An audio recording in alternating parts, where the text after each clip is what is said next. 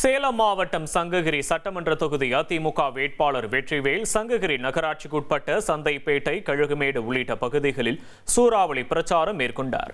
முன்னதாக முருகன் கோயிலில் சிறப்பு பிரார்த்தனை செய்து அவர் தனது பயணத்தை தொடங்கினார். அவர் வரும் வழியெங்கும் பெண்கள் நீண்ட வரிசையில் காத்திருந்து எம்ஜிஆர் பாடலை பாடி ஆரத்தி எடுத்து உற்சாக வரவேற்பளித்தனர்.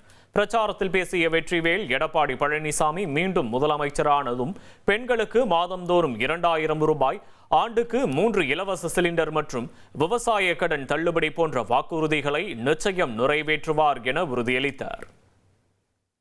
மீண்டும் தாலிக்கு தங்கம் திட்டம், இன்னைக்கெல்லாம் ஒரு பவுன் வாங்கினா 1.5 லட்சம் ரூபாய் போட்டாதான் ஒரு பவுன் வாங்கக்கூடிய ஒரு சூழ்நிலை. மீண்டும் அந்த தாலிக்கு தங்கம் திட்டம் கொண்டுட்டு வரணும்னு சொல்லியிருக்காங்க.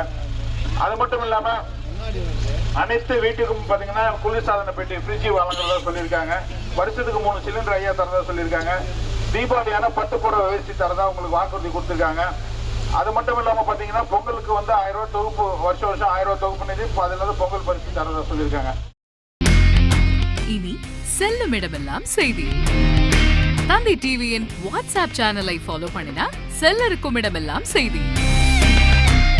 இதோ QR கோட், இப்பவே ஸ்கேன் பண்ணுங்க, ஃபாலோ பண்ணுங்க.